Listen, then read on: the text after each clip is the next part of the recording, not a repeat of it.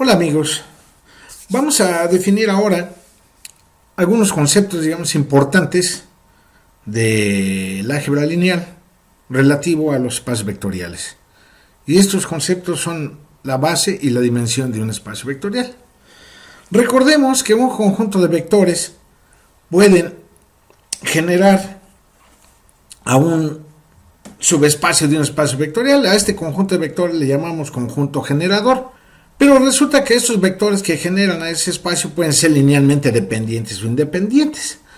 Que los conjuntos de vectores en el espacio vectorial B, que tienen la propiedad de ser linealmente independientes, pues bien pueden generar algún subespacio W de B.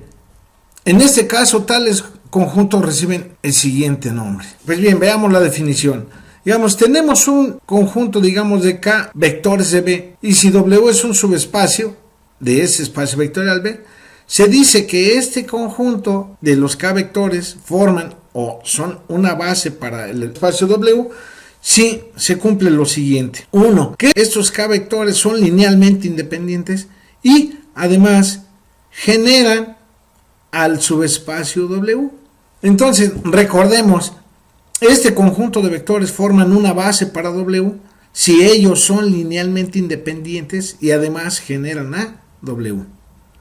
Como ejemplos veamos tal vez uno de los más sencillos, ¿no? Que es, digamos, en R2 el conjunto de vectores E1, que es el vector cuyas coordenadas son 1,0, y E2, que es el vector cuyas coordenadas son 0,1. Tal vez algunos los hemos visto como I y J. Estos vectores forman una base para R2, pues de entrada son linealmente independientes. ¿Por qué? Si nosotros formamos, digamos, la matriz cuyos renglones son los vectores, pues su determinante es 1. Y ya sabemos que eso generan a R2. Es bastante simple, pues cualquier vector de R2 tiene una forma, digamos, son parejitas ordenadas de la forma A, B, pero A, B es precisamente A veces E1 más B veces E2. Y por lo tanto generan R2. Así entonces, como son linealmente independientes y generan a R2, entonces forman una base para R2. A esta base, digamos, se le llama comúnmente, muchos autores le llaman base canónica para R2, hay otros que lo llaman la base estándar. Como decíamos, observemos los vectores de la base canónica para R2, que son, digamos, E1, que va a ser igual a el vector 1,0, ¿sale? Ahí lo podemos observar, ¿ok?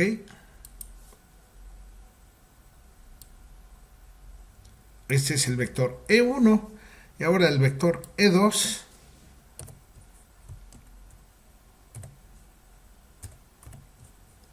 que debe ser igual al vector 0,1. ¿Ok? Ahí tenemos al vector, digamos, E2. ¿Ok? Entonces, aquí vemos que es el 1, 0, E1 y E2, el 0, 1. ¿Sale? Estos, decíamos, son los vectores de la base canónica. ¿Por qué es una base? Porque generan a todo R2 y además son linealmente independientes. Que sean linealmente independientes quiere decir que ellos no son múltiplos uno de otro, es decir, no son colineales. Con el hecho de no ser colineales ya estuvo. Ahora bien, vamos a ver que generan R2 porque cualquier elemento, cualquier vector de R2 se puede expresar como combinación lineal de ellos. Fíjense, si hago, por ejemplo, U igual a por E1, aquí observamos, por ejemplo, que el coeficiente A que definimos aquí, bueno, pues tiene un valor de 1 en un intervalo. U es un múltiplo de E1. Observen aquí, digamos, cuando recorre, digamos, hasta 5, ¿verdad? Hasta 5 está permitido y luego hasta menos 5, pues apunta en el sentido opuesto. ¿Sale? Luego vamos a definir el vector V como un múltiplo de E2. Vamos a ver, B por E2. Al vector B, que es un múltiplo de 0, 1. Aquí aparece 0, 1 porque pues el escalar está haciendo Y aquí observamos ya al vector V. ¿ok? Y se puede observar el vector V, ok, aquí está el vector V, vamos a ponerlo, y el vector U, que es este, vamos a acercarlo con este, ok. Entonces ahora, cualquier vector de aquí, de R2, se puede expresar como combinación lineal de E1 y E2. Vamos a ver, es decir, vamos a ponerlo como la ley del paralelogramo de U y B. Vamos a ver un W que sea igual a U más B. Se está viendo, fíjense cómo es. Es U más B, que de hecho es A veces E1 más B veces E2. Si variamos, por ejemplo, pues evidentemente cambia. Ahí observamos cómo se cumple la ley del paralelogramo con U y B, ¿verdad? ¿Sí? Chequémoslo. Fíjense, la ley del paralelogramo de U y B. Entonces, es una combinación lineal de E1 y E2. Entonces, cualquier vector de R2 se puede expresar como combinación lineal de E1 y E2. ¿Está claro? Bien.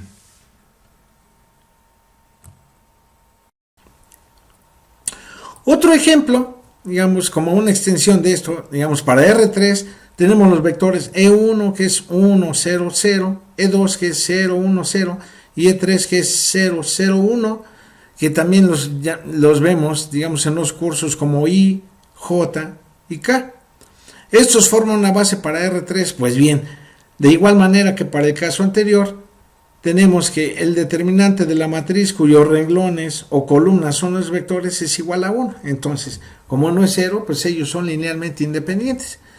Cualquier vector de R3, que es de la forma A, B, C, se puede escribir como A veces E1 más B veces E2 más C veces E3. Por lo tanto, generan a R3 y así, entonces, como son linealmente independientes y generan a R3, pues forman una base para R3. A tal base, igual que en el ejemplo anterior, se le llama la base canónica o base estándar para R3.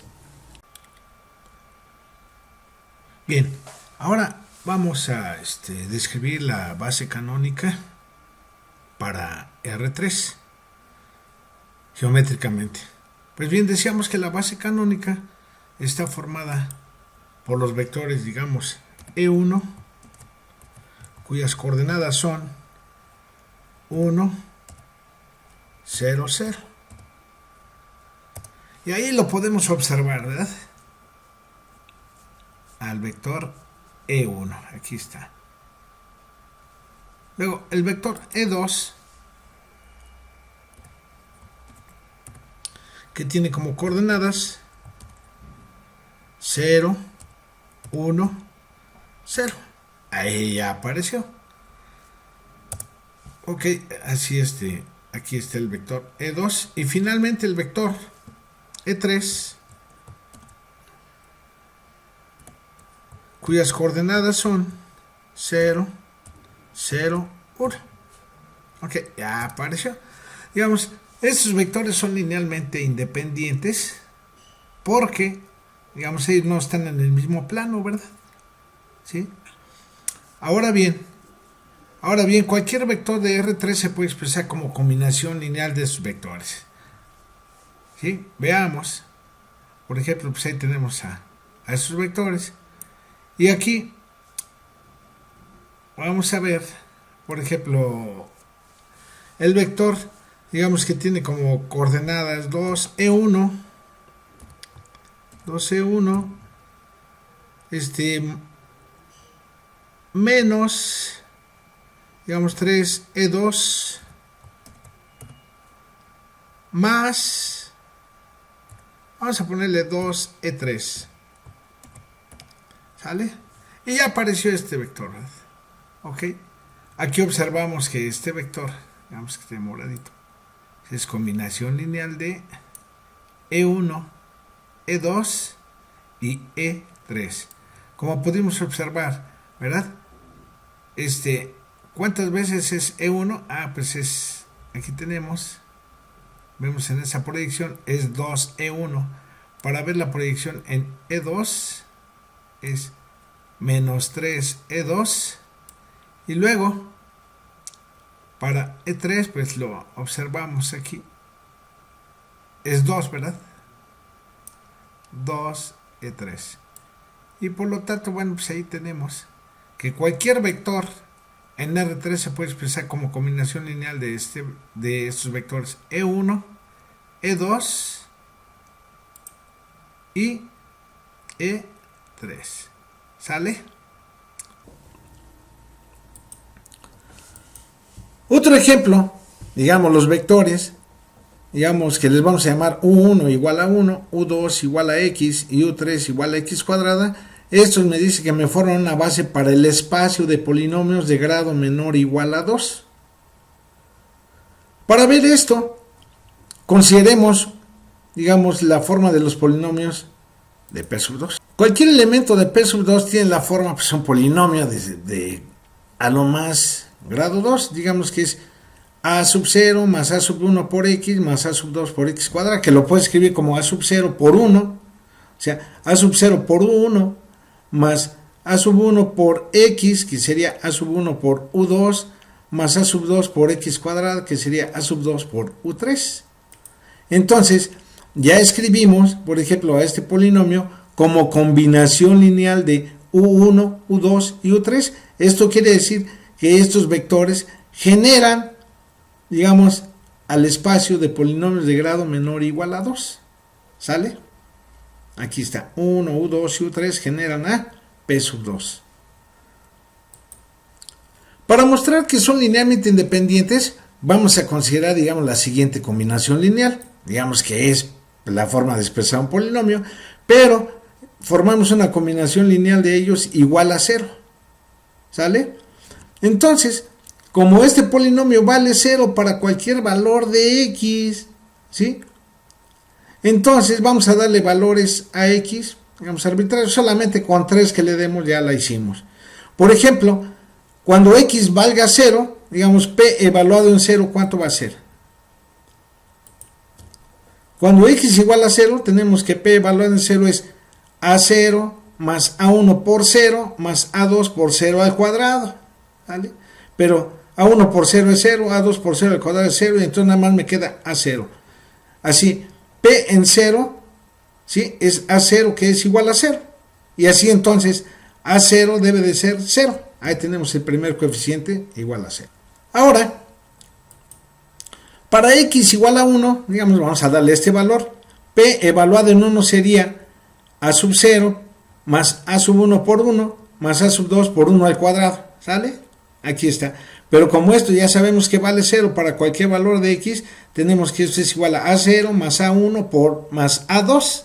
¿Sale? Pero como A0 es 0, pues nada más nos queda A1 más A2. ¿Sale? Tenemos esta ecuación. Vamos a darle otro valor, digamos a X, un valor sencillito. Podemos agarrar el 2, ¿verdad? Pero también puedo agarrar menos 1. Esto es para X igual a menos 1. Tengo que P evaluado en menos 1 sería A0 más A1 por menos 1 más A2 por menos 1 al cuadrado, ¿sí? Sería A0, que vale 0, y A1 por menos 1 sería menos A1, y A2 por menos 1 al cuadrado, como menos 1 al cuadrado es 1, sería 1 por A2, entonces me quedaría menos A1 más A2, y aquí en esto observo que tengo un sistema, digamos, homogéneo de dos ecuaciones con dos incógnitas, que serían A1 y A2. Este lo podemos resolver de manera sencilla, a lo mejor en el método de suma res. Si sumo estas dos ecuaciones, A1 se va y me quedaría 2A2 igual a 0. Si 2A2 es 0, pues entonces A2 debe de ser 0. Y si sustituyo aquí en la primera ecuación 0 para A2, entonces me quedaría que A1 es 0. Efectivamente, entonces tenemos que A1 y A2 son 0, pero ya sabíamos que A1 es igual a 0. Perdón, A0 es igual a 0. Entonces tengo que los tres coeficientes de esa combinación lineal son 0. Entonces, como es la única combinación que me da 0, por lo tanto, estos vectores U1, U2 y U3 son linealmente independientes. Y bueno, ya sabíamos que como esos vectores generan a P sub 2 y son linealmente independientes, entonces por definición forman una base para P sub 2. Igual que como antes, tenemos que esa base se le llama la base canónica para P sub 2. Las bases canónicas para espacios vectoriales son muy simples, de hecho son las más utilizadas. Ya saber, por ejemplo, para Rn en general, digamos, como Rn es el conjunto de listas ordenadas de n componentes, ¿sí? Entonces, pues la base canónica para Rn serían n vectores, ¿sí? Que tienen la siguiente forma, ¿sí? Le llamamos como siempre E1 al vector que tiene puros ceros, excepto 1, 1 en la primera posición. E2 debería ser el vector que tiene puros ceros, excepto 1, 1 en la segunda posición. Y así, EJ debería de ser el vector que tiene puros ceros, excepto 1, 1 en la jésima posición. Y así, EN sería el vector de puros ceros, excepto 1, 1 en la enésima posición. Y así tenemos 1, 2, 3, n vectores. Digamos, si es una base, porque si formamos una matriz, digamos, con esos vectores como columnas, entonces tenemos la matriz identidad, y el determinante de la matriz identidad, pues, es 1. ¿Sale? Otro ejemplo, para P sub n, que es el espacio de polinomios de grado menor o igual a n, la base canónica es precisamente este conjunto de elementos. Aquí tenemos x a la 1, x a la 2, así x a la n, tenemos n elementos más 1. Entonces, cualquier polinomio de Pn se escribe como una combinación lineal de ellos, es decir, estos generan la Pn. Son linealmente independientes, lo podemos probar por la misma, con el mismo argumento, digamos, que hicimos para el caso de los polinomios de grado menor o igual a 2. Pero después vamos a ver otra situación. Bueno, esta es una base y se le llama la base canónica o base estándar para P sub n. La base canónica para el espacio de las matrices de 2×2 es esta, ¿sale? Es una matriz, digamos, de 2×2 con puros ceros, excepto en 1, 1 en una posición. Por ejemplo, E1 es la primera posición, la posición 1, 1. E2 es la matriz de puros ceros, excepto 1, 1 en la posición 1, 2, y así sucesivamente. Entonces, como este 1 recorre 4 lugares, pues entonces tenemos 4 matrices, y esta es la base canónica para el espacio de las matrices de 2×2. A partir de la definición de manera más general, tenemos que cualquier conjunto de n vectores linealmente independientes de Rn generan a Rn, y por lo tanto forman una base para Rn. Ojo, esto es bien importante. Cualquier conjunto de n vectores linealmente independientes de Rn generan a Rn, y por lo tanto son una base para Rn. Ok, pero una base muy simple para Rn pues es la base canónica, hay que recordar esto. Vamos a ver un ejemplo, digamos, muy simple, pero menos trivial que los anteriores. Vamos a encontrar una base para el subespacio de R3, es decir, como son ternas ordenadas, ¿sí? Dado por el conjunto, digamos, W, que es igual al conjunto de las ternas, que satisfacen esta ecuación, es decir, la ecuación del plano que pasa por el origen. Bien, para resolver esta situación, veamos. Digamos, tomamos un elemento aquí en W, pues un elemento de W es una terna ordenada, ¿sale? Es X, Y, Z, y además, como está en W, pues esta terna debe satisfacer esta ecuación. Si la satisface, pues entonces puedo despejar una de las variables de aquí, pues despejo X, ¿verdad? Al despejar X, X debe ser igual a 3Y menos 5Z, ¿ok? Entonces, toda terna de aquí de W debe ser de la siguiente forma, ¿sí? Es X, Y, Z debe ser igual a X, que vale 3Y menos 5Z, luego Y, Z. X, recordemos que es una variable básica, y Y y Z son libres. Ahora bien, vamos a separar este vector en componentes, digamos, que tengan, digamos,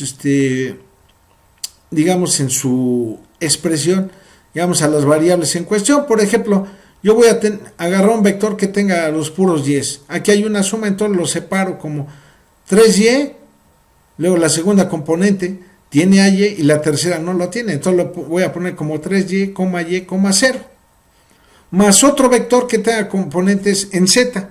Aquí, por ejemplo, la primera componente sería menos 5z, la segunda no tiene a z y por lo tanto es 0 y la tercera sí tiene a z. Ahora bien, de cada uno de estos vectores voy a sacar el escalar, digamos, correspondiente. De aquí saco a y, ¿vale?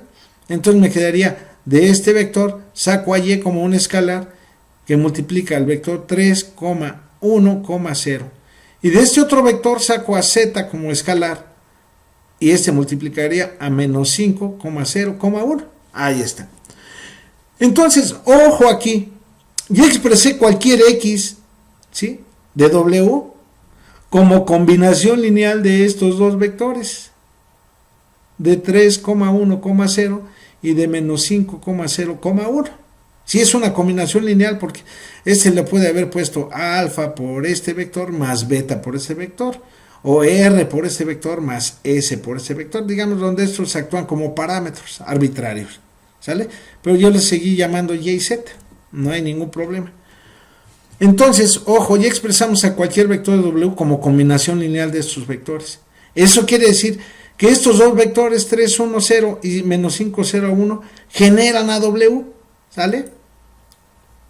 Y por lo tanto, w es el espacio generado por estos dos vectores. Ya está. Ahora, nos preguntamos si estos vectores son linealmente dependientes o independientes. Pues observemos que estos vectores, digamos, ninguno de ellos es múltiplo del otro. Recuerden que hay un teorema que dice que si ellos son linealmente dependientes, entonces uno de ellos es múltiplo del otro. Pues aquí se observa que ninguno de ellos es múltiplo del otro, por lo tanto no son linealmente dependientes, entonces deben de ser linealmente independientes. Así que entonces estos dos vectores, al generar a w y por ser linealmente independientes, pues deben de formar una base para w. Un hecho importante, digamos, es el siguiente teorema, ¿sí?, el cual, bueno, vamos a parafrasear en la siguiente diapositiva, que dice, teorema, si tengo, por ejemplo, el conjunto de k vectores, llamémosle u1, u2, así hasta uk, y estos forman una base para w, entonces cualquier elemento de w se puede escribir de manera única, ojo, de manera única, como combinación lineal de ellos. No hay que perder de vista que estos forman una base, y si forman una base, generan a w y además son linealmente independientes.